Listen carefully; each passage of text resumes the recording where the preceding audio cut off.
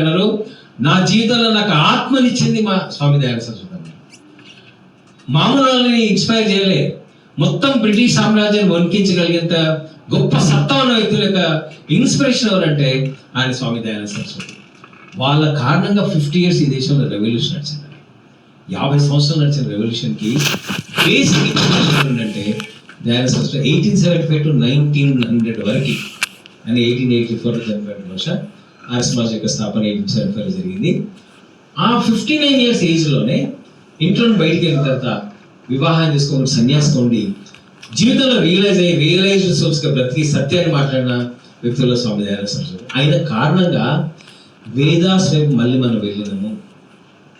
సాయనాచార్య తర్వాత వ్యాఖ్యానం రాయలేదు, సాహసం చేసింది. శంకరాచార్య రాశారు, మధ్యలో సాయనాచార్య రాశారు 15th century అనుకుంటా.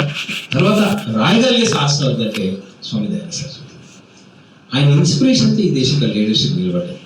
అందుకే అరవింద ఘోష్ అంటారు, రూట్ రిఫర్మేషన్ ఈ దేశంలో స్టార్ట్ అయిందంటే ఎఫెక్ట్ ఏం చెప్పమంటారా, మీకు డిఏవి స్కూల్స్ ఉన్నాయి, అవి దయానంద సరస్వతి ఇన్స్పిరేషన్ స్టార్ట్ అయ్యాయి. ఇప్పుడు ఎన్ని ఉన్నాయి? 2500 ఇన్స్టిట్యూషన్స్ నడుస్తున్నాయి.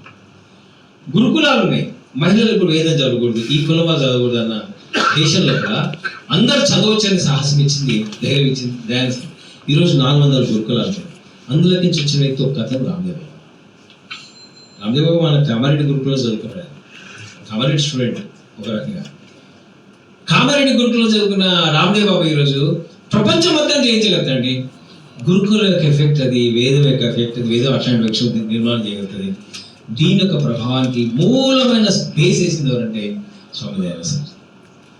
ఆయన ఇన్స్పిరేషన్తో జరిగిన ఒక ఉద్యమాన్ని ఎప్పుడైతే క్లియర్ కట్ కాదు వచ్చి ఎవాల్వ్ అవుతుందో ఆ యొక్క కాన్ఫిడెన్స్ ప్రపంచంలో ఇచ్చింది ఎవరంటే వివేకానంద.